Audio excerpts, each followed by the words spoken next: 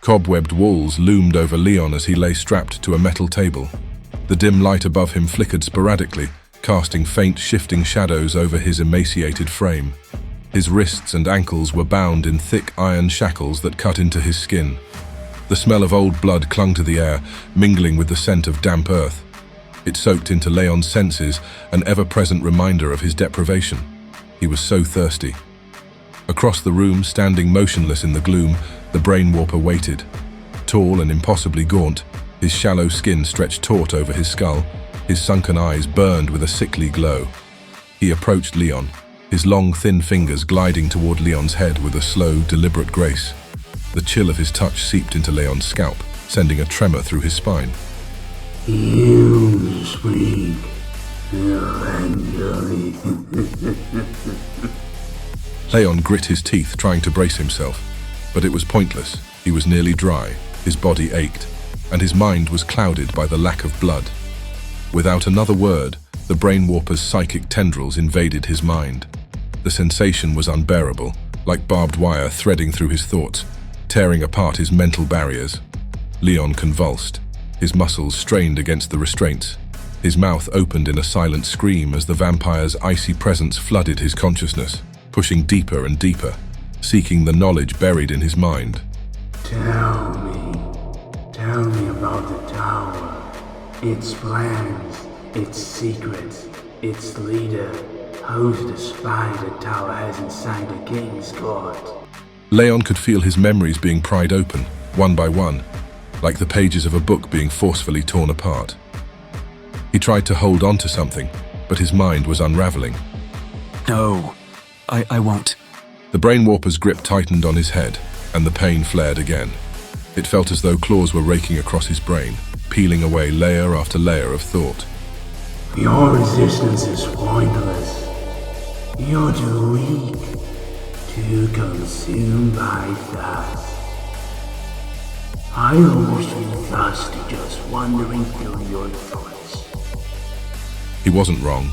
Leon's throat burned with a dry, desperate hunger. His veins felt like fire screaming for blood. This left him feeble and defenseless against the relentless assault. Still, he tried to lock his mind away from the invader. But the brain warper was already pulling pieces free, fragments of conversations, faces, names. Minor tower secrets surfaced in Leon's thoughts, and he cursed himself for it. He saw flashes of the tower's inner sanctum, vampires milling about, the pool of blood and the mirror. There it is. Names. Oppenheimer. Jean-Denis. Jolie. Jacqueline. Luke. Unfinished house. Fire. Hector. Minor planes, perhaps. But useful. The brain warper's voice slithered through the pain, his pleasure at Leon's suffering palpable. The warden will be most pleased. With a sudden wrenching force, the brain warper withdrew his tendrils from Leon's mind. The pain lingered, a dull throbbing ache that spread through Leon's skull, leaving his body trembling violently from the strain. The brain warper stepped back satisfied as he observed the broken vampire on the table. You will tell me more soon enough. Take him back to his cell. He's finished for now. As the guards approached, Leon could barely register their presence.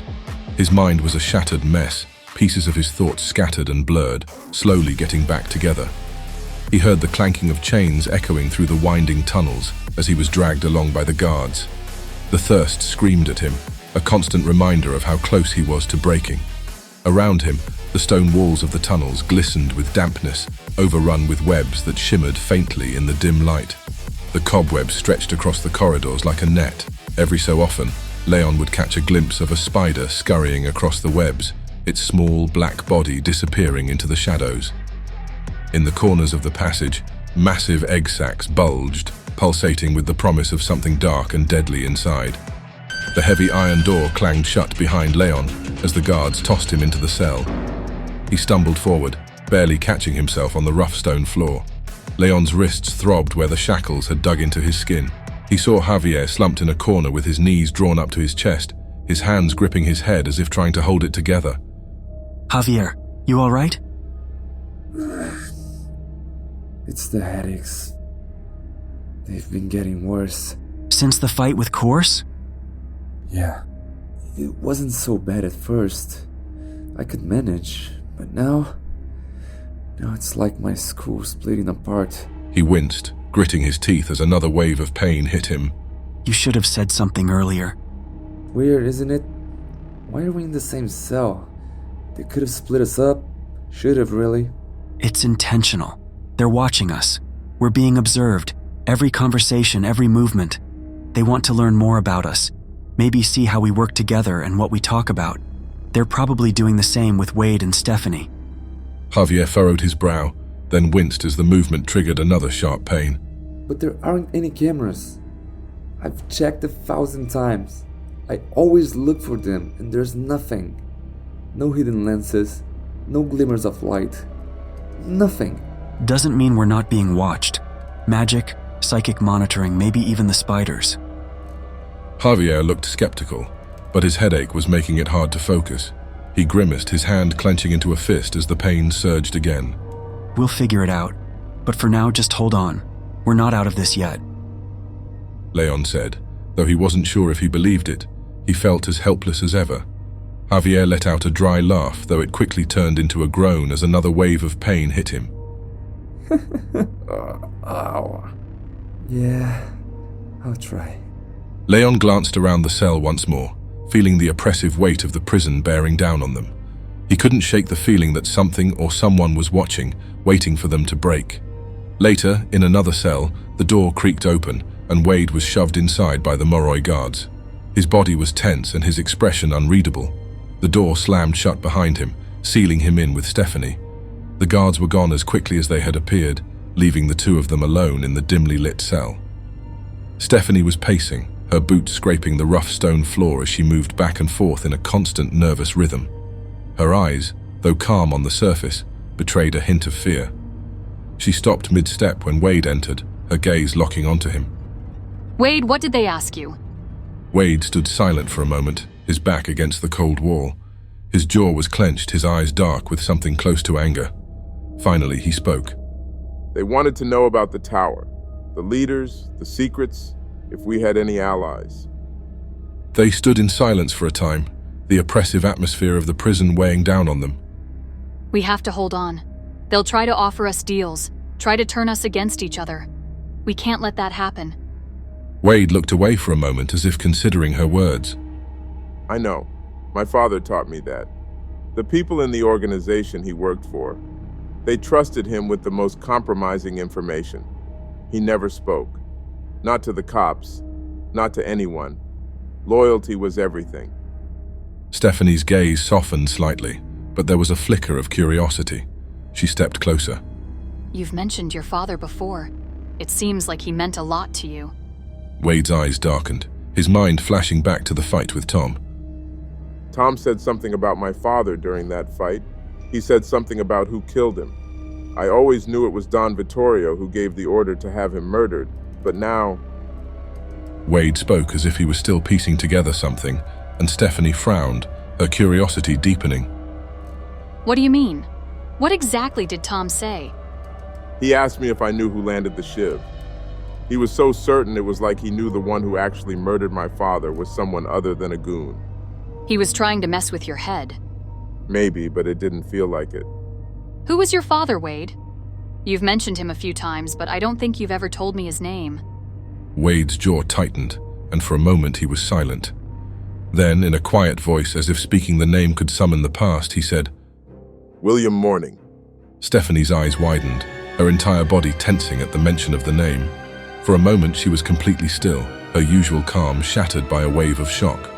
What is it? Stephanie quickly looked away. It's nothing, just the name caught me off guard. Don't lie to me, Stephanie. You know something. Stephanie's silence deepened, and she took a step back, ending the conversation. After his next interrogation, Leon was thrown into an isolated cell. His body slumped against the damp stone wall, too weak to stay standing. The relentless vampiric thirst had drained him of strength, of clarity, His veins ached with a need he could no longer suppress. It was consuming him, hollowing him out. Something dark. It was hungry, and if he didn't feed soon, it would take over, consume him entirely. It was the same for the others. He had seen it in their eyes whenever they crossed paths. They looked haunted. They were all fighting the same inner demon, and they were all losing. The cell was suffocatingly dark, the kind of darkness that wrapped itself around you thick and stifling. The silence was heavy, broken only by the occasional distant drip of water echoing somewhere in the tunnels. Then, through the thick silence, he heard a familiar voice. Leon? Are you there? It was Stephanie. She sounded close, her voice muffled through the wall. For a moment, relief flooded through him. At least he wasn't completely alone. He dragged himself closer to the wall where the voice had come from. Stephanie? Are you all right?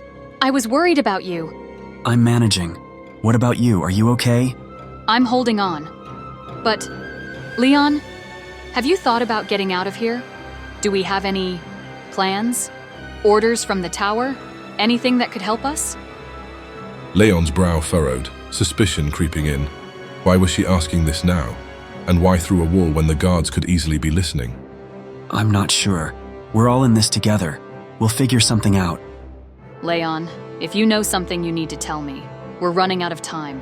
They're going to break us. We need a way out. Do you remember anything from before we were captured?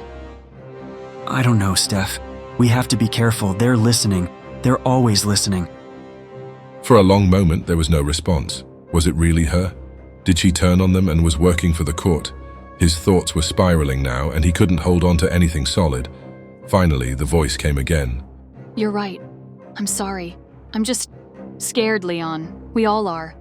Leon didn't answer right away. He leaned against the wall, trying to shake the feeling that something wasn't right. But how could he know? How could he be sure? In this place, he couldn't trust his own mind. Time stretched on, and Leon lost track of how long he sat there in the dark. The walls seemed to close in, the silence growing more oppressive. Every sound, every flicker of movement in the dark could be a trick. Could be them. Finally, he spoke again. You are not Stephanie. She would never admit she was scared even if she was. Nice try. The voice didn't answer. One night, the four of them were dragged inside a huge dark room one by one. Their footsteps were sluggish and they all felt weak. The room was dimly lit by a single torch. It was the first time they'd all been together since their capture, and the sight of each other was jarring. Leon glanced around at his companions. Javier leaned against a wall, his face tense, hands gripping his head as if trying to keep it from splitting apart. Wade stood silently, his eyes dull, the confidence he once exuded now buried under exhaustion. And Stephanie, pacing anxiously, her movements twitchy, looked like she was barely keeping it together. They were all broken, physically and mentally deteriorated, shadows of their former selves. For a while, no one spoke. The silence was thick, oppressive, the weight of their shared failure hanging in the air. Javier was the first to break it. His voice was bitter, filled with frustration. So this is it, huh? We lost to the Midnight Fiends. And now what? Does anyone even know if Don Vittorio was caught? Or are we left to rot in this place for nothing? Caught? Are you serious? Don Vittorio's not caught. He's behind all of this, probably watching us suffer, enjoying every second of it. We're just pawns in his game. Javier gritted his teeth, his fingers digging into his scalp. Man, I should have been able to stop that Dracul. I should have been able to... Stephanie cut him off, her voice cold, almost accusatory. Why didn't you stop him, Javier? You beat Corse, didn't you? You tore him apart with your powers. Why not do it again? The guilt in Javier's eyes was unmistakable. He opened his mouth to respond, but a wave of pain crashed through his skull. He winced, gripping his head even tighter. Ever since Javier used his powers against Corse, he's been suffering. Headaches, pain. He's afraid to use them again. And it's more than just physical. The Raven is taking its toll on him. Javier tried to interject, but another sharp jolt of pain shot through his mind, silencing him. He leaned against the wall, struggling to keep himself together. The boss might have a plan. He wouldn't just abandon us. We just have to hold on. Stephanie shot him a look of disbelief, her eyes flashing with anger. Hold on? The boss used us. He used us and left us. There's no plan. We're expendable. Wade's expression darkened, his suspicion growing as he stared at her. Enough. We need to keep our heads in the game. Whatever's happening, we can't afford to turn on each other. Javier, don't push yourself too hard. Wade, stay focused. And Stephanie, don't lose hope. We're not done yet. But even as he spoke, Leon's mind drifted elsewhere. Thoughts of his brother, Anthony, crept into his mind. Memories of the time Anthony took the fall for him. Leon should have been the one sent to juvie, but Anthony took his place. Now Leon was in a prison far worse than any mortal could imagine. The irony wasn't lost on him. He was trapped in a nightmare of blood and stone, and there was no escape. Suddenly, the door to the room creaked open again, and in walked the brain warper, flanked by Moroi guards. He smiled, a thin, cruel smile, as he surveyed them. How delightful. All together at last. Their eyes locked on him with a mixture of fear and hatred. There's no escape from this prison. The warden sees and hears everything within these walls. You will spend an eternity here. That is, unless the court decides to end you. Every word you've spoken, every thought you tried to hide, has been laid bare to us. Your little secrets, your pathetic attempts to resist, it was all for nothing. I've been in your minds from the very start, pulling out every piece of information you tried to withhold. You are no longer of any use to us. The brain warper's smile widened. And now, it's time. He nodded to the Moroi guards. Before any of them could react, the guards plunged wooden stakes into their hearts, one by one. Leon felt the sharp, burning pain as the stake pierced his chest, and then, nothing. His body went limp, his limbs paralyzed, but his mind still screamed in fury. They were helpless, unable to move as the Moroi guards drained their blood. Leon could feel the unrelenting hunger that had haunted him for nights, becoming unbearable. But the stake left him powerless, trapped in his own body as life slowly ebbed away, his vision blurred. Just before the darkness claimed him, the Nephilim blood within roared for vengeance. Then, there was nothing, just the cold, silent sleep of the languid state. They were left in darkness, their bodies empty, their minds trapped in eternal stillness.